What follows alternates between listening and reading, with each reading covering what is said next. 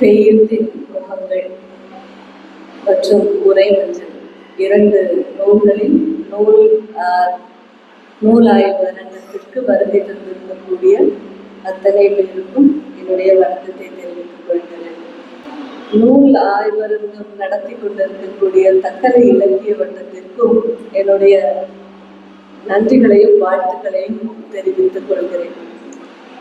எப்பொழுதுமே நல்ல புத்தகங்களை தேடி படித்து அதற்கு நூல் ஆய்வரங்கம் நடத்துவது தக்கலை இலக்கிய வட்டத்தின் ஒரு சிறப்பாக அமைந்திருக்கிறது. அந்த வகையில் இன்றைக்கு எழுத்தாளர் சஜு எழுதிய தெய்யத்தின் முகங்கள் பற்றிய நூல் குறித்து பேச வாய்ப்பு கிடைத்தது மிகவும் மகிழ்ச்சி. தெய்யத்தின் முகங்கள் அந்த புத்தகம் வாசிக்கும் பொழுதே ஒரு எளிமையான ஒரு நடை. முதல்ல இந்த புத்தகத்தை தொடங்கும் போது நம்ம ஜவஹரன் சொன்ன மாதிரியும் பெருமாள் அவர்கள் சொன்ன மாதிரியும் ஒரு கட்டுரை புத்தகத்தை வாசிச்ச மாதிரியான ஒரு உணர்வு கிடையாது. ஒரு சிறுகதை தொகுப்புக்குள்ள போன மாதிரியான ஒரு உணர்வு தான்.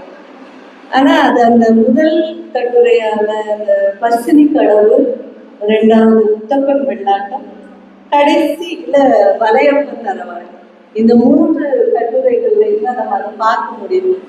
அவரை வந்த உடனே கேட்டு நீங்க சிறுகதைகள் எழுதியிருக்கீங்களான்னு கேட்ட உடனே ஆமான்னு சொன்னாங்க. இப்ப சிறுகதை ஆசிரியர்களுடைய தாக்கம் தான் அந்த முதல்ல உள்ள 2 கட்டுரையிலையும் கடைசி கட்டுரையிலையுமா வந்திருக்குமோ அப்படிங்கிறது என்னுடைய புரிதலாக நான் எடுத்துக்கொள்கிறேன். முதல்ல இந்த புத்தகத்தை ஆரம்பிக்கும் போதே அவருடைய தேடலாக தான் இது ஆரம்பிக்குது. அந்த தெய்ய கலைஞர்கள் தெய்ய ஆட்டத்தை பார்க்கணும். அதுலயும் நல்ல ஒரு ஆட்டம் எங்க இருக்குதுன்னா பர்சினி கடவுள ஆடுறாங்கன்னு தெரிஞ்சு அதை தேடி வந்து பார்த்துட்டு கடைசியில வலையப்ப தரவாட்டுல போய் இன்னொரு தெய்யாட்டத்தையும் பார்த்துட்டு போகக்கூடியதுதான் இந்த புத்தகம். அதுக்கு நடுவுல அவர் எதை பற்றி சொல்லி இருக்கிறாரு அப்படின்னா தெய்யம் அப்படிங்கிற ஒரு கலையை பற்றி ஒரு தெளிவான புரிதலை, தெய்யம் என்றால் என்னன்னே தெரியாதவர்களுக்கும் இந்த புத்தகத்தை வாசிக்கும் பொழுது தெய்யம்னா என்னங்கிறது ஒரு தெளிவான ஒரு புரிதலை இந்த புத்தகம் நமக்கு தருகிறது. அந்த தெய்யம் பற்றி சொல்லும் பொழுது அவர் சொல்றாரு, வாழ்ந்த மனிதர்கள், வாழ்ந்த மனிதர்கள், கொலையில் உதித்த மனிதர்கள் பற்றிய கதைகள் தான் இந்த தெய்யமாக கொண்டாடப்படுகிறது அப்படிங்கிறத இதுல தெளிவாக அவர் பதிவு செஞ்சிருக்கிறார். இப்ப இந்த தெய்யம் எப்போ தோன்றினது அப்படின்னு பார்த்தாச்சுன்னா, எப்போ தோன்றுறது அப்படிங்கிற ஒரு தெளிவு இல்லை. ஆனா 1500 ஆண்டுகளுக்கு முன்பே இது தோன்றி இருக்கிறது அப்படிங்கிற ஒரு தகவலையும் தருகிறாங்க. அது போக அந்த தெய்யம் என்கின்ற வார்த்தை எதிலிருந்து வந்தது அப்படிங்கிற ஒரு விளக்கத்தையும் கொடுக்கிறாங்க. தெய்வம் என்கின்ற சமஸ்கிருத சொல்லிலிருந்து தெய்யம் வந்திருக்கிறது என்பது மலையாள அறிஞர்களுடைய வாதமாக இருக்கிறதுங்கிறதையும் பதிவு பண்ணிட்டு, இன்னொரு தகவல் என்ன சொல்றாங்க அப்படின்னா, தெய்யோ 10 அப்படிங்கிற சொல்லாடல் வந்து நம்ம சங்க இலக்கியங்கள்ல இருக்கிறது. சங்க இலக்கியங்கள்ல இந்த தெய்யோ 10ங்கிற வார்த்தைகள் எதுனா உணர்ச்சிகளை வெளிப்படுத்தக்கூடிய சொல்லாடலாக அதை பயன்படுத்தி இருக்கிறாங்க. அப்ப இந்த தெய்யம் என்கின்ற ஆட்டமும் அந்த அவங்களுடைய அந்த உணர்வுகளை விழிக்கும் போது தெய்யோன்னு சொல்லி அந்த உணர்ச்சி பொங்க கூப்பிடுகின்ற அந்த சத்தம் தான் தெய்யோங்கிற அந்த சத்தம் தான் தெய்யமாக மாறி இருக்கலாம் என்கின்ற ஒரு கருத்தையும் அவர் இதுல பதிவு செஞ்சிருக்கிறாங்க. அது போக இந்த தெய்யம் எதை பற்றி ஆடுகிறது அப்படின்னு எதை பற்றி சொல்றாங்க அப்படின்னு பார்த்தாச்சுன்னா, நிர்கதியாக கொல்லப்பட்ட அல்லது துர்மரணம் அடைந்து வாழ்விழந்த எளிய மனிதர்களின் கதைகளை சொல்லி இருக்குது. இந்த தெய்யத்தினுடைய கதைகளெல்லாம் நம்ம வாசிக்கும் பொழுது முன்னாடி எல்லாம் அந்த தெய்ய கலைஞர்கள் பார்க்கும்போது அந்த சிகப்பு கலர், அந்த பெரிய அந்த உடைகள், இதெல்லாம் அந்த மேக்கப் இதெல்லாம் பார்க்கும்போதே மனசுக்குள்ள ஒரு பயம் வரும் இல்லையா? அந்த பயத்தோட இருந்தது. இப்போ நம்ம இந்த புத்தகத்தை வாசிச்சுட்டு நம்ம திருப்பி அந்த மேக்கப் இருக்கக்கூடிய அந்த தெய்ய கலைஞர்களை நம்ம பார்க்கும் பொழுது அந்த தெய்யத்தினுடைய வழிகள் தான் இப்போ நமக்கு கண் முன்னாடி விரியும்.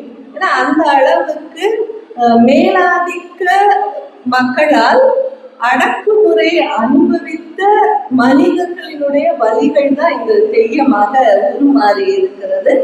அதை இவர் இவருடைய பதிவுல கொண்டு வந்திருக்கிறது உண்மையிலே பாராட்டுக்குரியதா இருக்கிறது. குறிப்பாக நிறைய தெய்யங்களினுடைய கதைகளை இதுல சொல்லி இருக்கிறார். முத்தப்பன் வெள்ளாட்டம், கதிவன் வீரன், பொட்டன், இந்த மாதிரியான கதைகள் சொல்றாங்க. அது போக இந்த தெய்யத்தினுடைய தோற்றம் பற்றி பார்க்கும்போதே அதே ஒரு மேலாதிக்க ஜாதிகளுக்கு எதிரான ஒரு தோற்றமாக தான் இந்த தொன்ம கதைகள் எல்லாம் இருக்குதுங்கிறதையும் பதிவு பண்ணியிருக்கிறார். அதுக்கு குறிப்பாக தொன்ம கதைகள்ல ஒண்ணு வரக்கூடியது மணக்காடன் குருக்கள் என்கின்ற தொன்ம கதையை இவர் சொல்லியிருக்கிறார். இந்த மணக்காடன் குருக்கள்ல வண்ணார் குலத்தை சார்ந்த குஞ்சுராமன் அப்படிங்கிறவர் ஒரு மிகப்பெரிய அறிவாளியா இருக்கிறாங்க. மந்திரத்திலும் மருத்துவத்திலும் பெயர் பெற்ற ஒரு ஆளா இருக்கிறாங்க. இவருடைய புகழ் பரவுது நாடெங்கும். அப்ப இவரை சந்திக்கிறதுக்காக சிறைக்கல் தம்புரான் விருப்பப்பட்டு அவரை அரண்மனைக்கு கூப்பிடுறாரு. அரண்மனைக்கு தம்புரான் கூப்பிட்டா போய் தானே ஆகணும். அதனால நம்ம குஞ்சுராயிடம் புறப்பட்டு போகிறார். ஆனா அவர் போகிற வழியில ஒரு ஆற்றை கடக்க வேண்டிய சூழல் வருது. அப்ப ஆற்றை கடக்கிறதுக்கு படித்துறைகள் எல்லாம் முடியாச்சு, அங்க படித்துறைகள் கிடையாது. அப்ப ஆற்றை கடந்து போறதுக்கு ஓடத்தையும் நிறுத்திட்டாங்க, எந்த ஓடமும் இருக்கக்கூடாது. இப்ப எப்படி இந்த ஆற்றை கடந்து போறது அப்படின்ன உடனே அவருடைய பனையோலை குடையை ஓடமாக பயன்படுத்தி அந்த ஆற்றை அவர் கடந்து போயிடுறார். அப்ப ஆற்றை கடந்து இந்த குஞ்சுராமன் கோட்டைக்குள்ள வந்துட்டாரு அப்படின்னு தகவல் தெரிஞ்ச உடனே அரண்மனை கதவுகளை இழுத்து போடுறாங்க. அரண்மனை கதவுகள் முடிச்சா எப்படி இவர் இதை தாண்டி உள்ள வராங்க பார்ப்போம் அப்படின்ன உடனே இவர் பார்க்கிறார், அரண்மனை கதவு மூடி இருக்குது. அவருடைய மந்திரத்தை பயன்படுத்தி அரண்மனை கதைகளையும் தொடர்ந்து உள்ள போயிடுறாங்க. உள்ள போன உடனே மன்னன் உணவு அருந்துறதுக்கு கூப்பிடுறாங்க. அப்போ அவர் சொன்னார், இல்ல உயர் ஜாதியினரோடு நான் உணவு அருந்துறது கிடையாது. உணவு அருந்துனா என்னுடைய இலையை நானே எடுக்க வேண்டியிருக்கும், அதனால வேண்டாம் போது அவருடைய வற்புறுத்துறதுனால சரின்னு சொல்லி ஒத்துக்கிறாரு. ஆனா என்ன சொல்லுவாருன்னா, பூசணி இலையில தான் எனக்கு உணவு பரிமாறணும். அப்ப பூசணி இலையில ஏன் உணவு பரிமாறுறாங்க அப்படின்னு பார்த்தாச்சுன்னா, சூடா உணவு பரிமாறும் போது அந்த பூசணி இலை நல்லா வெந்து போயிடும். அந்த உணவினுடைய சூட்டிலேயே பூசணி இலை வெந்துருது. அப்ப அந்த இலையோட சேர்த்து இவர் சாப்பிடுறாரு. அதுலயும் வெற்றி பெற்றார். அடுத்தது எங்க கூட்டிட்டு போறாங்கன்னா, பண்டிதர்கள் அவங்களுடைய இருக்கக்கூடிய இடத்துல போய் தர்க்கம் நடத்துறதுக்காக கூட்டிட்டு போறாங்க. அங்க போகும்போது இவருக்கு மட்டும் இருக்கை கொடுக்கப்படல. மற்றவங்க எல்லாம் எல்லாரும் நல்ல கேள்வி கேட்டு பாக்குறாங்க. அதுக்கு இவர் அந்தரத்துல நின்றுட்டு பதில் சொல்றாரு, எல்லாருக்கும் பதில் சொல்றாரு. கடைசியில என்ன பண்ணாங்க, அவர் கேள்வி கேட்டு அவர்கிட்ட எதையுமே அவர் தோற்கடிக்க முடியல அப்படின்னு சொன்ன உடனே இந்த ஞானம், இந்த அறிவு, இதெல்லாம் இவர் தீய தெய்வங்கள்ல இருந்துதான் கண்டுக்கிட்டாரு அப்படின்னு சொல்லி இவருக்கு மேல ஒரு பழிய போடுறாங்க. அப்ப அவர் சொல்றாரு, இல்ல எனக்கு தெய்வங்களே நேரடியாக வந்துதான் கற்றுக் கொடுத்தது அப்படின்னு இவர் ஆர்கியூ பண்றாரு. கடைசியில மன்னன் சொல்றாரு, அப்படின்னா அந்த தெய்வங்களை இப்ப என் கண் முன்னாடி கொண்டு எனக்கு காமி அப்படின்ற உடனே 5 மாலையிலிருந்து அடுத்த நாள் வரைக்கும் 39 கோலங்களை அவர் மன்னன் முன்னாடி போட்டு காமிக்கிறார். அந்த தெய்வங்களாகவே மாறி அந்த கோலங்கள் 39 கோலங்களை மாறி அவர் மன்னனுக்கு தன்னுடைய புலமையை நிரூபித்ததாக கூறியிருக்கிறாங்க. இதுதான் இந்த தெய்யம் என்கின்ற கலையினுடைய தோற்றத்தில் சொல்லப்படுகின்ற தொன்ம கதைகளுள் ஒன்று. நம்ம தெய்யங்கள் பார்த்தாலும் ஒரு 400 தெய்யங்கள் இருக்கிறதாக குறிப்பிட்டு இருக்கிறாங்க. அந்த 400 தெய்யங்கள் கோழிக்கோடுல இருந்து காசர்கோடு வரைக்கும் வடக்கு மலபார்ல கிட்டத்தட்ட 400 தெய்யங்கள் இருந்தாலும் அதுல இந்த 39 தெய்யங்கள் மிக பிரசித்தி பெற்றவை அப்படின்னு சொல்லி இருக்கிறாங்க. நான் நினைக்கிறேன் அந்த பிரசித்தி பெற்ற அந்த 39 தெய்யங்கள் தான் அவர் பள்ளி காட்டின அந்த கோலங்களோ அப்படிங்கிற ஒரு கேள்வியும் எனக்குள்ள அதுல இருந்துச்சு. அப்ப இதுல அந்த எளிய மக்களினுடைய கதைகளை அது சொல்லுது. அது போக யாருடைய கதைகளை சொல்லுது அப்படின்னு பார்த்துச்சுன்னா பெண்களினுடைய கதைகள். மேல் ஆதிக்க எந்த சமூகத்தில் பெண் பிறந்திருந்தாலும் அவள் அடிமையாகத்தான் பார்க்கப்பட்டிருந்தாள். அவள் படிக்க கூடாது, அறிவாளியாக இருந்தால் பிடிக்காது, ஒழுக்கமானவர்களாக இருந்தாலும் பிடிக்காது. அவளுடைய விருப்பத்திற்கு எந்த செயல்பாடும் செய்யாத ஒரு நிலை அங்கே இருந்ததுக்கு சாட்சியாக பெண் தெய்யங்களை பற்றியும் இவர் சொல்லி இருக்கிறாரு. அது குறிப்பா முச்சிலோட்டு பகவதி. இது நம்பூதிரி, ஒரு நம்பூதிரியின் மகள். அந்த நம்பூதிரியின் மகள் வேத தர்க்கத்திலும் சாஸ்திர தர்க்கத்திலும் ரொம்ப சிறந்து விளங்குகிறாங்க. யாருமே எந்த ஆட்களுமே அந்த பெண்ணோடு வேத தர்க்கத்தில் ஜெயிக்க முடியல. அப்போ அங்க ஒரு போட்டி நடைபெறுகிறது. அப்போ அவங்களுடைய நாட்டின் சார்பாக அந்த நாடுவாழி இந்த பெண் தான் அதுல கலந்துக்கிடணும் அப்படின்னு சொல்லி கேட்கிறாங்க. அப்போ அவளுக்கு திருமணம் நிச்சயிக்கப்பட்டிருக்கிறது. அதனால நம்பூதிரி அனுப்புறதுக்கு தயங்குறாரு. ஆனா அந்த பெண் நான் வரேன் அப்படின்னு சொல்லிட்டு அந்த போட்டியில போய் கலந்துக்கிடுறாங்க. அப்ப இவன் பெண் தானே, ரொம்ப எளிமையா இவளை நம்ம ஜெயிச்சிடலாம் அப்படின்னு நினைச்சிட்டு அந்த கேள்விகள் கேட்கிறாங்க. முதல் நாள் கேள்வி கேட்கிறாங்க, இவ அதுக்கு எல்லாத்துக்குமே பதில் சொல்றா. 2வது நாளும் தர்க்கம் நடக்குது. இவளுக்கு வரக்கூடிய கேள்விகளையே பதில் கேள்வியாக மாற்றி கேள்வி கேட்கிறவர்களே திணறடிக்கக்கூடிய ஒரு நிலையில அங்க இருக்குது. மிக சிறந்த அறிவாளியாக அந்த பெண் இருக்கிறார். அப்ப 3வது நாள் நம்ம எப்படியும் ஒரு பெண் கிட்ட நம்ம தோத்து போயிடக்கூடாது, ஒரு பெண்ணை நம்ம ஜெயிச்சிடக்கூடாது, நம்மள அவ ஜெயிச்சிடக்கூடாதுன்னு சொல்லி ரொம்ப யோசித்து அவங்க என்ன சொல்றாங்கன்னா, அடுத்த நாள் 2 கேள்விகள் அந்த பெண்ணிடம் கேட்கப்படுகிறது. முதல் கேள்வி என்ன கேட்கிறாங்கன்னா, பெண்ணுக்கு தாங்க முடியாத வலி என்ன அப்படின்னு கேட்கிறாங்க. தாங்க முடியாத வலி என்னன்னு கேட்ட உடனே அவங்க சொல்ற பிரசவ வலி தான் தாங்க முடியாத வலி. அப்போ பெண்ணுக்கு பிடித்தமான ஒரு ரசம் என்ன ரசம் அப்படின்னு கேட்ட உடனே அவ சொல்ற காமரசம் தான் பெண்களுக்கு பிடித்தமான ரொம்ப பிடித்தமான ரசம் அப்படின்ன உடனே அந்த கூட்டத்தில் இருந்த ஆண்கள் என்ன சொல்றாங்கன்னா, ஒரு திருமணம் ஆகாத பெண் இவள், 15 வயது, இன்னும் திருமணம் ஆகலை, இப்பதான் திருமணம் நிச்சயிக்கப்பட்டிருந்தது. திருமணம் ஆகாத ஒரு பெண்ணுக்கு காமரசத்தை பற்றியும் பிரசவ வலியை பற்றியும் எப்படி தெரியும்? அப்ப இவ ஒழுக்கம் கெட்டவள் என்கின்ற ஒரு பெரிய பழியை அவள் மீது போடுறாங்க. போட்டுட்டு என்ன பண்றாங்கன்னா, அவ இனிமேல் இந்த நாட்டுக்குள்ளேயே வரக்கூடாது, நாட்டை விட்டு இவளை ஒதுக்கி வைக்கணும் அப்படின்னு சொல்லி முடிவு பண்றாங்க. இவளை போட்டு கூட்டிட்டு வந்த அந்த நாட்டுவாரியாலையும் ஒன்றும் செய்ய முடியல, அவளுடைய பெற்றோர்களாலும் ஒன்றும் செய்ய முடியல. நாட்டை விட்டு போறா.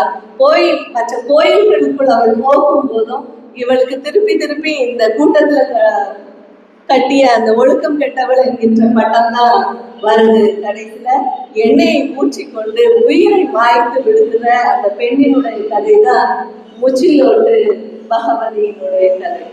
இன்னொரு கதையை சொல்றாங்க, நீலி தெய்யத்தை பற்றி சொல்றாங்க. இந்த நீலி தெய்யம் இது நம்பூதிரியின் மகள் முச்சிலோட்டு பகவதி.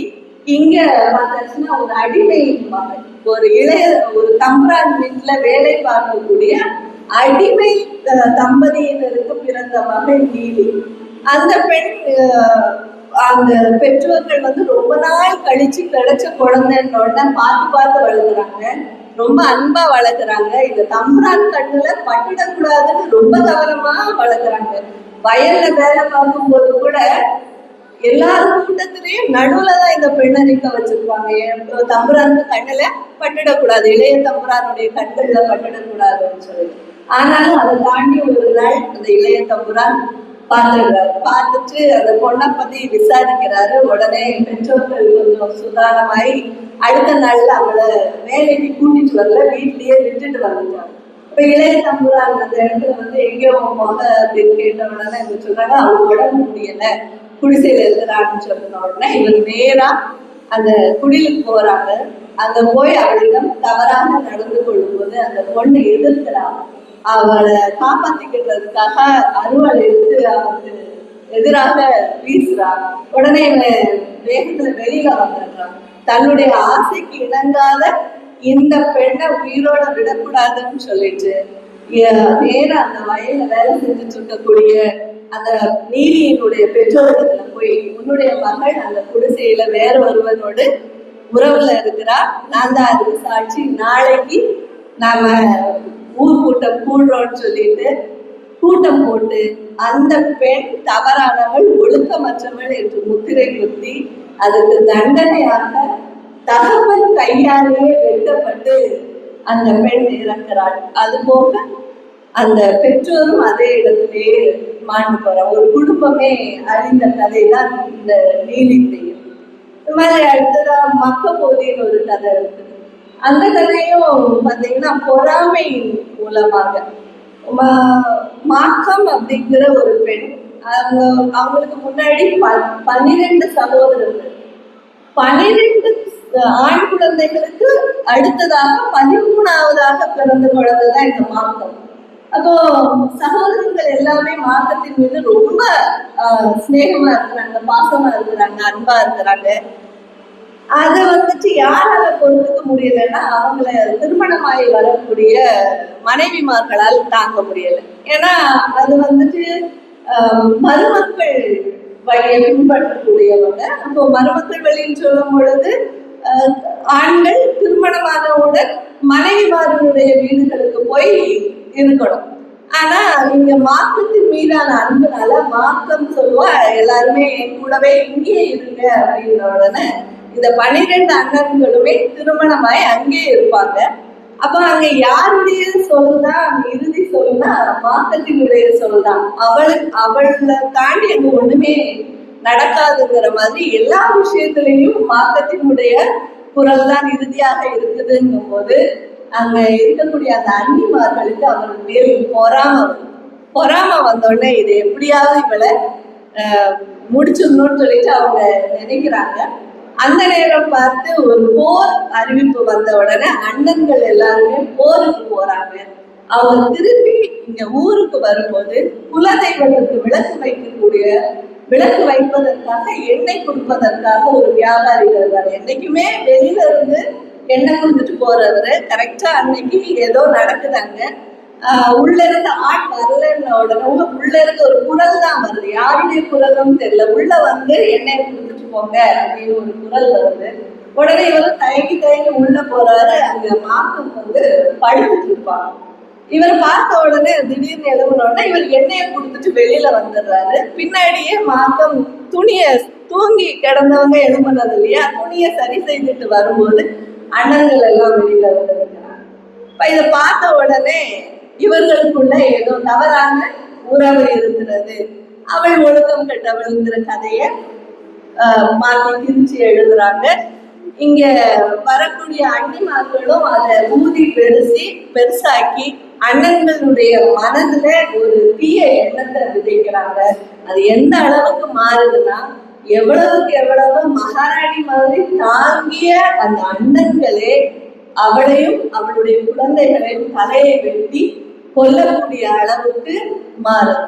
இப்ப எந்த நிலையில் இருந்த பெண்ணா இருந்தாலும் சரி, அவங்களால எதுவுமே பண்ண முடியல அப்படின்னா முதல்ல அவள் மீது பழி போடக்கூடியது ஒழுக்கம் கெட்டவள் என்கின்ற அந்த ஒரு பழிதான் அன்றைக்கு மட்டுமல்ல இன்றைக்கும் அது தொடர்ந்த ஒரு கதையாக இருக்கிறது அப்படிங்கிறத இந்த கதைகள் எல்லாம் நமக்கு சொல்கிறது.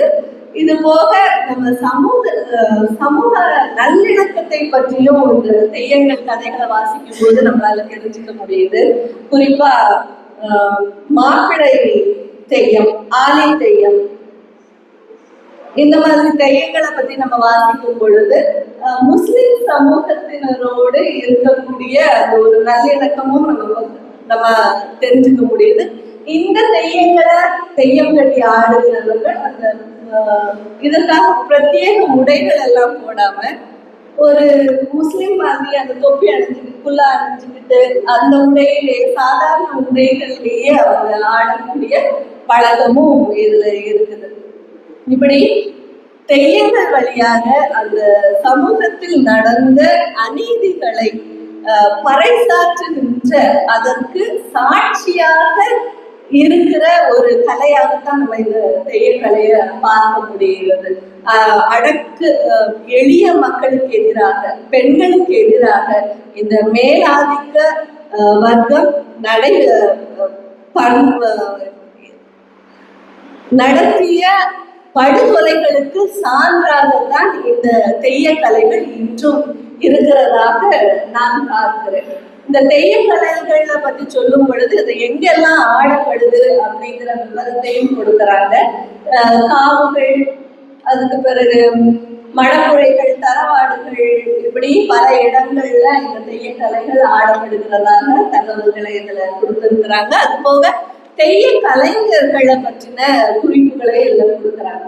இந்த தெய்யம் கட்டி ஆடக்கூடிய கலைஞர்கள் யாரு அப்படின்னு பார்த்தீங்கன்னா, அவங்க இந்த சமுதாயத்தினால கீழடுக்கில் இருக்கக்கூடிய ஜாதிகளை சேர்ந்தவர்களாக தான் இருக்கிறாங்க. குறிப்பாக வண்ணார் சமுதாயத்தினர் தான் இதுல முதன்மை கலைஞர்களாக இருப்பதாகவும், அது போக மலையர், மாவிலர், வேலர், புலையர், அந்யூற்றர், முன்னூற்றர் ஆகிய ஜாதியை சேர்ந்த மக்கள் இந்த கலையை ஆடுகிறார்கள் அப்படின்னு சொல்றாங்க. இந்த கலை இன்றளவும் ஆடுகிறதுக்கு மிக முக்கிய காரணமாக ஒரு காரணம் சொல்றாரு. என்னன்னா, மேல்நிலை ஜாதியினர் போல் தலை உயர்த்தி நிற்பதற்கு அவர்கள்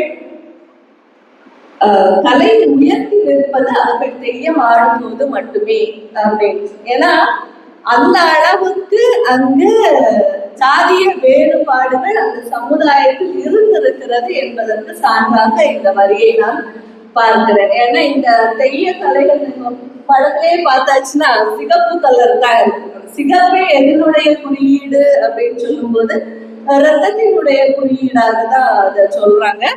அந்த எல்லாமே இந்த கதைகளை நம்ம எடுத்து பார்த்தாச்சுன்னா பெரும்பாலும் அந்த உயிர்கள், ரத்த பலிகள், அந்த தாக்கம் தான் நிறைய இருக்கிறதுனாலதான் அந்த சிகப்பு கலர் போடுறதுக்கு கூட ஒரு இடத்துல அந்த புத்தகத்துல சொல்லி இருக்கிறாரு. அந்த இந்த தெய்ய கலைஞர்கள் வந்து கோயிலுக்குள்ள போய் சந்தனத்தையோ குங்குமத்தையோ எடுத்து அவங்க போட்டுக்கிட முடியாது. அதனால இந்த சிகப்பு கலர் அந்த இதுல பயன்படுத்தக்கூடிய வண்ணங்களை இவங்களே எப்படி இயற்கையாக தயாரித்தார்கள் அப்படிங்கிற குறிப்புகளையும் இந்த புத்தகத்தில் அவர் எழுதியிருக்கிறார். இது எல்லாமே ஒரு மேல்நிலை ஜாதியினருக்கு எதிரான ஒரு ஆவணமாக இந்த புத்தகம் வெளிவந்திருக்கிறது. இந்த தெய்ய கலைஞர்கள் யார் அப்படின்னு பார்த்துச்சுன்னா எல்லாருமே மேக்சிமம் எல்லா கோலதாரிகளுமே ஆண் கோலதாரிகளாக தான் இருக்கிறாங்க. ஆனா ஒரே ஒரு இடத்துல மட்டும் பெண் கோலதாரி இருக்கிறாங்க. பெண்களால் தெய்யம் கட்டி ஆடப்படுகின்ற ஒரு மட்டும்தான் பெண்களால் ஆடப்படுகிறது என்கின்ற தகவலையும் இதுல கொடுத்திருக்கிறாங்க. மூச்சிலோட்டு பகவதி தெய்யம்னு வரும்போது இது மட்டும் கூத்து அப்படிங்கிற பேர்ல வருது. அதுக்கு என்னன்னா மற்ற கதைகள்ல உள்ள மாதிரியான அந்த உயிர் பலி இந்த வள்ளியம்மை கூத்துல கிடையாது. இது எதை பற்றி இருக்கிறது அப்படின்னா, தேவலோகத்திலிருந்து சில தேவதைகள் பூமிக்கு பூப்பறிக்கிறதுக்காக வந்தாங்க. ஏன்னா அது பயங்கர மலையும் காடுகளும் நிறைந்த இடங்களால பூப்பறிக்கிறதுக்காக வந்த இடத்துல ஒரு தேவதை மட்டும் வழி தவறி போயிடுவாங்க. அப்போ அங்க உள்ள நிலக்கிழார் அந்த தேவதைய அழைத்து ஒரு குடி அமைத்திருக்கிறார். அது பிறகு கொஞ்ச நாள் கழிச்சு நாரதர் வந்து இவர்களை அழைத்து கொண்டு சென்றதான ஒரு கதை தான் இந்த வள்ளியம்மை கூத்து. இது மட்டும்தான் பெண்கள் தெய்யம் கட்டி ஆடுகின்ற கூத்தாக இருக்கிறது. அது இத்தனை தகவல்கள் தாண்டி இது போல வேற என்ன சொல்றாங்க அப்படின்னா, இந்த தெய்யத்துல பாடக்கூடிய பாடல்கள் இருக்கு இல்லையா, இது எதுவுமே எழுத்து வடிவங்கள் கிடையாது. இதை எழுதி வச்சு மனப்பாடம் பண்ணி பாடுறாங்களான்னா கிடையாது. எல்லாமே அனுபவ கற்றல் வழியாக தான் இவங்க கத்துக்கிறாங்க. 6 வயதுல இருந்தே கொள்ள தொடங்குறாங்க. ஒவ்வொரு காவுகளுக்கும் தரவாடுகளுக்கும் நேரடியாக போய் அதை பார்த்து அதை உள்வாங்கி அந்த பாடல்களை உள்வாங்கி தான் கத்துக்கிறாங்க. அதுக்காக நிறைய அரங்கேற்றங்களும் நடக்கிறாங்க. இந்த மாதிரியான பல தகவல்கள் அதை எப்படி பண்றாங்க, அப்புறம் அதுல என்னென்ன பாவங்கள் பயன்படுத்துறாங்க அப்படிங்கிற தகவல்களையும் தந்திருக்கிறாங்க. முகத்தெழுத்துல இருந்து தொடங்கி கடைசியில உள்ள முடிவெழுத்து வரைக்கும் என்னென்ன எப்படி எப்படி செய்யறாங்க அப்படிங்கிறதுக்கான ஒரு தகவலை இதுல கொடுத்துருக்காங்க. முகத்தெழுத்துங்கிறது அந்த முகத்துல வரைஞ்சிருக்கிறாங்க இல்லையா, இதுதான். அது எப்படி வரைகிறாங்கன்னா, நமக்கு நேரா வச்சு வரைகிறதே அவ்வளவு கஷ்டம். இவங்க எப்படின்னா தலைகீழா தான் வரைவாங்க. அப்ப அந்த முகத்தெழுத்து பாடும்போதே அந்த செண்டை மேல அடிச்சு ஒரு சத்தம் தான் எழுதுறாங்க. ஏன்னா அந்த முகத்தெழுத்து வரையக்கூடிய நேரம் தான் அந்த கோலக்காரி அந்த தெய்ய கலைஞனாக முழுமையாக உருமாறக்கூடிய ஒரு இடமாக அது அமைந்து. ஏன்னா எடுத்தாதான் எல்லாத்தையுமே நம்ம போய் பண்ணிட முடியாதுல்ல. அந்த தெய்வத்தை உள்வாங்கி அந்த கதையினுடைய ஒரு கதாபாத்திரமாகவே அவர்களை மாற்றி உருமாறக்கூடிய அந்த இடம் தான் முகத்தெழுத்துன்னு சொல்லிட்டு. அடுத்ததாக வரிவிழின்னு சொல்லுவாங்க. வரிவிழிங்கிறது ரொம்ப சத்தமா இறைவனை கூப்பிடுகிறது தான் அந்த வரிவிழி. அதுக்கும் பயங்கர சத்தமா அந்த பாடல்கள். இப்படி ஒவ்வொரு படிநிலைகளும் கடைசியில முடிவெடுத்து வரும் பொழுது அந்த மேக்கப் எப்படி அவங்க கலைக்கிறாங்க, வாழைப்பழத்தை பயன்படுத்தி அந்த மேக்கப்பை, வாழைப்பழம், தேங்காய் எண்ணெய் போட்டு அந்த மேக்கப்பை ரிமூவ் பண்றது வரைக்கும் ஒவ்வொரு படிநிலைகளிலும் அவர்கள் என்ன பண்றாங்க அப்படிங்கிறத ரொம்ப அணுக்கமாக நுணுக்கமாகவும் அதை சொல்றாங்க. இதையெல்லாம் வரிவரியா சொல்லிட்டு வரவது நிச்சயமா இந்த தெய்ய கலைஞர்களுடைய கஷ்டத்தையும் அவர்களுடைய வேதனைகளையும் இதுல ரொம்பவே ஆணித்தரமாகவே பதிவு செய்யறாங்க. ஏன்னா அந்த முடிகள் எல்லாம் இருக்கு, வச்சுட்டு இருக்கக்கூடிய முடி, அதை சுமக்கிறதுக்கே ஒரு பலன் வேணும். அவ்வளவு வெயிட்டான ஒரு முடிகள், அலங்காரங்கள், அப்புறம் அந்த உடைகள் அப்படிங்கிற தகவல். அந்த குறுத்தோலைகளை வச்சுதான் அவங்களுடைய உடைகளை தயாரிக்கிறாங்க. இதையெல்லாம் அவர்கள் தாங்கிக்கிட்டு அந்த தெய்வத்தையும் உள்வாங்கிக்கிட்டு அவர்கள் பண்ணக்கூடிய அந்த கலைஞர்களுடைய வேதனை, இடுப்பை சுத்தி இறுக்கி கெட்டும் பொழுது இடுப்புக்கு கீழ்பாகங்கள் எல்லாம் அப்படியே வீங்கி போறதும் வலியில துடிக்கிறதும் அது அந்த தெய்ய கலைஞனுக்கு மட்டுமே தெரியும் அப்படின்னு சொல்றாங்க.